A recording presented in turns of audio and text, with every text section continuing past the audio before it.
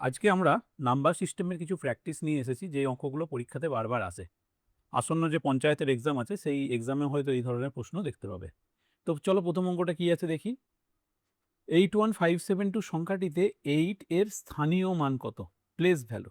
এখানে দুটো জিনিস থাকে, একটা হচ্ছে প্লেস ভ্যালু আর একটা হচ্ছে ফেস ভ্যালু। আমাদের নাম্বার সিস্টেমের আগের একটা ক্লাস আছে, সেই ক্লাসেও দেখবে এই ধরনের অঙ্ক রয়েছে। তো প্লেস ভ্যালু মানে হচ্ছে, ফেস ভ্যালু মানে হচ্ছে সংখ্যাটা নিজেই। এখানে 8-এর ফেস ভ্যালু হচ্ছে 8, 1-এর ফেস ভ্যালু 1, 5-এর ফেস ভ্যালু 5, 7-এর ফেস ভ্যালু 2, 7-এর ফেস ভ্যালু 7, 2-এর ফেস ভ্যালু 2। বাট যখন আমরা প্লেস ভ্যালু চাইছি, প্লেস ভ্যালু মানে হচ্ছে সংখ্যাটা কোন জায়গায় আছে। এই যে আমি এখানে লিখছি 81572, তো 8-এর ফেস ভ্যালু চেয়েছে মানে 8টা 8-এর জায়গায় নেমে গেল, বাকি 4টে সংখ্যা আছে মানে 4টে জিরো। ওকে, বোঝা গেল? যদি আমাকে 5-এর ফেস ভ্যালু চাইতো তাহলে 5 লিখতাম, দুটো জিরো, 500। অ্যাকচুয়ালি সংখ্যাটা কি চেয়েছে এখানে, যদি আমাকে এটাকে সংখ্যাতে লিখতে দেয় আমি কি লিখব? 81,500। তো 5 কি হিসাবে লিখছি? 100 হিসাবে লিখছি না? তো এই দেখো 500। ওকে, তাহলে এখানে আমাদের অ্যান্সার হবে এ, 80,000। এই দুটো জিনিস একটু মাথায় রাখবো, একটা হচ্ছে প্লেস ভ্যালু আর একটা ফেস ভ্যালু। ফেস ভ্যালু মানে সংখ্যাটা নিজেই, আর প্লেস ভ্যালু মানে হচ্ছে সে কোন পজিশনে আছে। নেক্সট, সেম জিনিস, এই সংখ্যাটিতে 5-এর স্থানীয় মান কত? তো 5-এর গায়ে 1 2 3 4 5 6 7, 7টা শূন্য মানে এইটা 5 10 টু দি পাওয়ার 7। এখানে এরকম ভাবে আসছে, ঠিক আছে? মানে এইটা যদি অপশনে থাকতো এটাও হতো, বা এইটা দিলেও হবে 5 10 টু দি পাওয়ার 7। দেখো, আমি যদি 100 লিখি, 100 মানে কত? 10 ইন্টু 10, দুটো 10-এর গুণফল। তাহলে আমি এটাকে লিখতে পারি 10 টু দি পাওয়ার 2, তাই না? তার মানে দেখো এখানে দুটো শূন্য আছে, এখানে পাওয়ারে 2 চলে এলো। আবার ধরো 10,000, 1 2 3 4, 10,000 মানে কত? 10 ইন্টু 10 ইন্টু 10 ইন্টু 10, 10 আর 10 100, আর 10 আর 10 100, 100 100 গুণ করলে 10,000। তাহলে এটা কি লিখতে পারি? 10 টু দি পাওয়ার 4, চারটে 10-এর গুণফল। তো দেখো 1 2 3 4 শূন্য, এখানেও পাওয়ারে 4 চলে এলো। ওকে, তো এরকমভাবে মনে রাখবে যতগুলো শূন্য পাওয়ারে সেই সংখ্যাটা চলে আসবে। তাহলে 10 টু দি পাওয়ার 7। ওকে, তো অঙ্কের মান এখন একটু একটু চেঞ্জ হচ্ছে, তো এইগুলো একটু খেয়াল রাখতে হবে। নেক্সট, 467580 সংখ্যাটিতে থাকা 6-এর প্রকৃত মান কত? প্রকৃত মান মানে হচ্ছে ফেস ভ্যালু। তো প্রকৃত মান 6 নিজেই। যদি এটাতে প্লেস ভ্যালু বলতো তাহলে কি হতো? 6, কটা সংখ্যা আছে? 1 2 3 4, 0 0 0 0, বা যদি আমি লিখতে পারি 6 to the power 10, 6 into 10 to the power 4। ঠিক আছে, যদি প্লেস ভ্যালু চাইতো। আশা করি এই ভিডিওটা দেখার পর ফেস ভ্যালু আর প্লেস ভ্যালু নিয়ে কোনো অঙ্ক পড়লে কোনোদিনই আটকাবে না। নেক্সট, এই সংখ্যাটিতে 9-এর স্থানীয় মান এবং প্রকৃত মানের মধ্যে পার্থক্য করো। তো স্থানীয় মান মানে কি? স্থানীয় মান মানে হচ্ছে প্লেস ভ্যালু, আর প্রকৃত মান মানে হচ্ছে ফেস ভ্যালু। তো চলো, প্রকৃত মান কত? 9 0 0 0, এই যে তিনটে সংখ্যা আছে, তিনটে শূন্য, আর প্রকৃত মান তো 9 নিজেই। তো এর পার্থক্য করি, 9 করে দিতে 10, 1, দেখো 1 চলে এসেছে, এখানে 1 আছে, এটাই আমাদের অ্যান্সার হবে। ঠিক আছে, তো যখন তুমি ফার্স্ট অঙ্ক করবে তখন পুরো অঙ্ক করার কিন্তু দরকার নেই। তবু চলো আমরা দেখি করে। 9 9 8, এটা বিয়োগ করলে হবে 8991। তো আমাদের বি অ্যান্সার। নেক্সট, যে সংখ্যা যারা পরস্পরের সঙ্গে সহমৌলিক, coprime. What is coprime? Coprime মানে হচ্ছে যাদের গসাগু এক হয়, যাদের গসাগু এক হয় তাদেরকে পরস্পর কো প্রাইম বলে। ওকে, যেমন ধরো আমি 68 আর 85-কে যদি ভাঙি, 68 মানে কত? 68 মানে 4 ইন্টু 17। 85 মানে কত? 85 মানে 5 ইন্টু 17। তাহলে এর মধ্যে 17 কমন আছে, তাহলে এর এইচসিএফ কত হবে? এইচসিএফ হবে 17। তাহলে কিন্তু এরা কোপ্রাইম নয়। সেম অ্যাজ 65 আর 91-কে আমি যদি দেখি, তো 13 into 5, 13 into 5 is equal to 65, 13 into 7 is equal to 91. ওকে, আবার এটাও দেখো 17 দিয়ে ভাঙা যাবে, এটাও 17 দিয়ে ভাঙা যাবে। বাট আমি যদি 92 আর 85-কে ভাঙি, আমি এখানে ভেঙেই দেখাচ্ছি। 92-কে 2 দিয়ে করলে 46, 2 দিয়ে করলে 23, ওকে। 85-কে 5 দিয়ে করলে 17। তো দেখো এর গুণনীয়কগুলো আলাদা, সম্পূর্ণ আলাদা। তাহলে এদের HCF কত হবে? এদের HCF হবে 1, ওকে। তো এই জন্য এইটা হচ্ছে কোপ্রাইম। বোঝা গেল কোপ্রাইম কি জিনিস? দুটো যৌগিক সংখ্যার HCF কিন্তু 1 হতে পারে। যদি 1 হয় তাহলে এটা কোপ্রাইম। নেক্সট, প্রথম ও দ্বিতীয় মৌলিক সংখ্যার যোগফল কত? তাহলে প্রথম মৌলিক সংখ্যা কত? 1 না, প্রথম মৌলিক সংখ্যা 2। আচ্ছা, একটা অঙ্ক পড়ে 1 থেকে 100-র মধ্যে কতগুলো মৌলিক সংখ্যা আছে? তো চলো আমরা দেখে নিই 1 থেকে 100-র মধ্যে কতগুলি মৌলিক সংখ্যা আছে। দেখো 1 থেকে 10-এর মধ্যে আছে 2, 3, 5, 7, মানে 4টি। 11 থেকে 20-র মধ্যে 11, 13, 4, 9, 4টি। 23, 29, 2, 31, 37, দুটো। 4-এর ঘরে কটা আছে? 41, 43, 47, 3টে। 5-এর ঘরে দুটো, 6-এর ঘরে দুটো, 7-এর ঘরে 3টে, 8-এর ঘরে দুটো, 9-এর ঘরে একটা।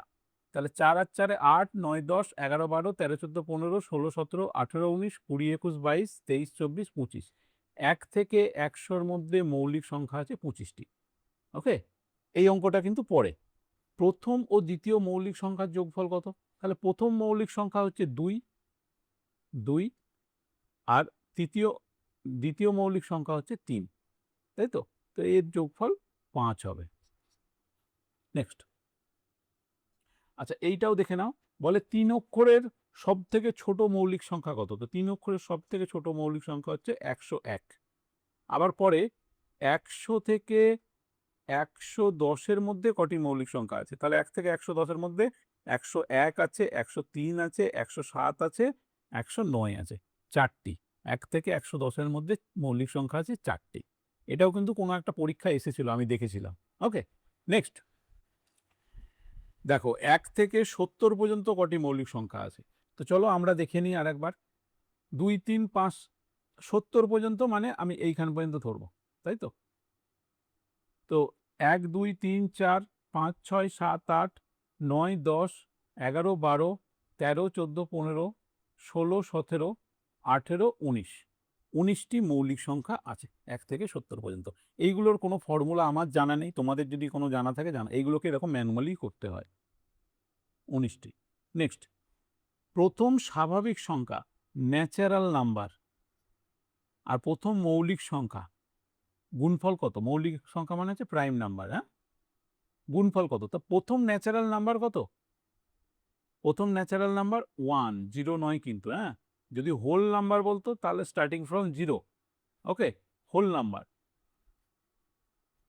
বাট প্রথম যখন ন্যাচারাল নাম্বার বলছে, প্রথম ন্যাচারাল নাম্বার হচ্ছে 1। প্রথম মৌলিক নাম্বার 2, তাহলে এই দুটোর গুণফল করলে কত হবে?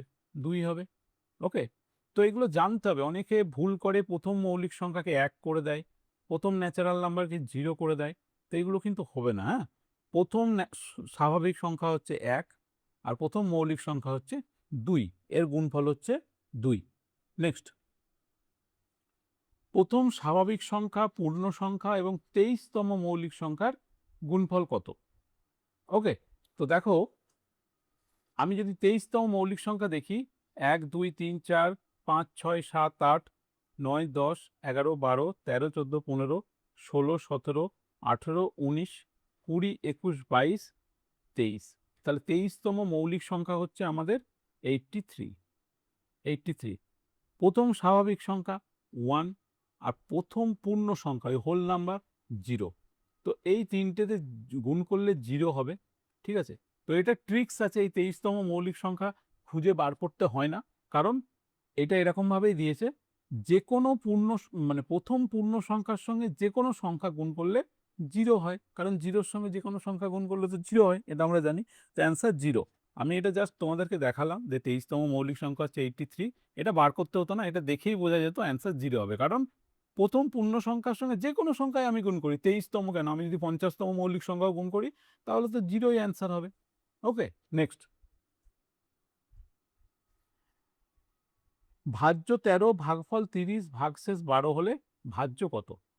তো আমরা এরকম ভাবে ভাগ করি, ভাজক হচ্ছে 13, ভাগফল 30 আর ভাগশেষ হচ্ছে 12। তো এই সংখ্যাটা বার করতে বলেছে। তো এই সংখ্যাটা কিভাবে বার করব? প্রথমে এই দুটোকে গুণ করতে হয়। তো এই দুটোকে গুণ করলে কত হবে? 13 আর 30 গুণ করলে হবে 390, 3 13 39, এর সঙ্গে 12 যোগ করতে হয়, অর্থাৎ যে ভাগশেষটা আছে এটাকে যোগ করতে হয়। তাহলে এইটা আর এইটা গুণ আর এটা হচ্ছে যোগ। 2, 9 এর আগে 10 এর শূন্য, হাতে থাকে 1, 402 আমাদের অ্যান্সার। ওকে, তাহলে ভাজক বলে দিয়েছে, ভাগফল বলে দিয়েছে, ভাগশেষ বলে দিয়েছে, ভাজ্য কত? ভাজ্য মানে হচ্ছে এইটা, এইটাকে বার করতে বলেছে। নেক্সট, 5 অঙ্কের সংখ্যা 4, 5 দুটো স্টার্ট 0 40 দ্বারা বিভাজ্য, এর সর্বোচ্চ মান কত হবে? তো চলো আমি এখানে ধরেই নিই 4, 5, এটা একটা কিছু আছে, তারপরে 0, এটাকে আমি যদি 40 দিয়ে ভাগ করি, 40 দিয়ে ভাগ করি, 0 0 কেটে গেল। তাহলে এমন একটা সংখ্যা এখানে বসাতে হবে যেটা 4 দিয়ে ভাগ। আমাদের 4 দিয়ে বিভাজ্য নিয়ম কি গো? 4 দিয়ে বিভাজ্য নিয়ম হচ্ছে লাস্ট যে দুটো ডিজিট আছে এটাকে 4 দিয়ে ভাগ ভাগ করা যেতে হবে, তাই না? যে কোনো সংখ্যার লাস্ট যে দুটো ডিজিট আছে সেই দুটো ডিজিটকে 4 দিয়ে ভাগ যেতে হবে, তবে কিন্তু এটা হবে। যেমন তুমি ধরো আমি একটা সংখ্যা 3, 5, 2, 7, 8, 5, 2, এই নাম্বারটা কি 4 দিয়ে ভাগ যাবে? এ দেখো, এই লাস্ট দুটো ডিজিটকে আমরা ভাগ করতে পারি 4 × 13 সমান 52, 4 13 52। তাহলে লাস্ট দুটো ডিজিট যদি 4 দিয়ে ভাগ যায় তাহলে এটা 4 দিয়ে বিভাজ্য হবে। তোমরা এটা ঘরে করে দেখবে এটা 4 দিয়ে ভাগ করা যাচ্ছে। তাহলে এখানে কি হবে? এখানে নিশ্চয়ই 16 হবে। এই 16 হবে, 16 হলে তবে না 4 দিয়ে ভাগ যাচ্ছে, বাকি যে 15, 19, 17 আছে এগুলো তো 4 দ্বারা ভাগ যাচ্ছে না। তাহলে এখানে আমাদের অ্যান্সার হবে 16, মানে 4, 5, 16, 0 এটাকে 40 দ্বারা বিভাজ্য হবে। ওকে, বোঝা গেছে? নেক্সট, যদি ভাগের নিয়মগুলো ভুলে যাও আমি আরেকবার শিখিয়ে দিচ্ছি। শেষ অঙ্কটা যদি জোড়া হয়, মানে ধরো আমি একটা নাম্বার লিখছি 9046886212, এটা কি 2 দিয়ে যাবে? হ্যাঁ, শেষ অক্ষরটা যদি জোড়া হয় তাহলে 2 দিয়ে ভাগ যাবে। অঙ্কগুলি 3 দ্বারা যোগফল, এই সংখ্যাগুলো যদি 3 দিয়ে ভাগ মানে মানে টোটাল অঙ্কটা যদি যোগ করে 3 দিয়ে ভাগ যায় তাহলে এটা 3 দিয়ে যাবে। চলো দেখি, 9 আর 4 13, 13 আর 6 19, 19 আর 8 27, 27 আর 8 35, 35 আর 6 41, 42, 43, 44, 45, 46, যোগফল 46 হচ্ছে, তাহলে এটা 3 দিয়ে যাবে না। যে কোনো সংখ্যা সেইগুলোর যোগফল যদি 3 দিয়ে ভাগ যায়, যেমন ধরো 351, 3 আর 5 8 আর 1 9, এই যে 9 যোগফলটা যেহেতু 3 দিয়ে ভাগ যাবে তাহলে এই সংখ্যাটাও 3 দিয়ে ভাগ যাবে। যেটা এইমাত্র শিখলাম, শেষের 2টি অঙ্ক 4 দ্বারা বিভাজ্য হলে 4 দ্বারা ভাগ হবে, শেষে 5 থাকলে 5 দ্বারা বিভাজ্য হবে। মানে আমি আরেকটা নাম্বার লিখছি 9932311815, এই যে লাস্টে যেহেতু 5 আছে তখন আর এত বড় নাম্বারটা দেখার দরকার নেই, এই সংখ্যাটা 5 দ্বারা ভাগ হবে। এটা 1 এর পরিবর্তে যদি 0 থাকতো তাহলেও 5 দিয়ে ভাগ যেত। ওকে, 3 আর 2 উভয় কিভাবে বিভাজ্য হবে? আচ্ছা, 6 দ্বারা বিভাজ্যের নিয়ম। 6 দ্বারা হচ্ছে 3 আর 2 দুটো সংখ্যা দ্বারা বিভাজ্য হতে হবে। তাহলে যেমন এই 351, এটা 3 দিয়ে ভাগ যাচ্ছে কিন্তু 2 দিয়ে যাচ্ছে না, তাই এটা 6 দিয়ে যাবে না। ওকে, চলো আমি একটা নাম্বার লিখি, আমি লিখছি 726। তো এইগুলো যোগফল করলে কত হবে? প্রথমে বলো, এটা কি 2 দিয়ে ভাগ যাবে? হ্যাঁ, এটা 2 দিয়ে ভাগ যাবে কারণ লাস্টে জোড় আছে। এটা কি 3 দিয়ে ভাগ যাবে? 7 আর 2 9, 9 আর 6 15, 15কে 3 দিয়ে ভাগ যাবে তাহলে এটা 15, এটাকে 6 দিয়েও ভাগ যাবে। 3 আর 2 যদি দুটো দিয়ে ভাগ যায় তাহলে 6 দিয়েও ভাগ যাবে।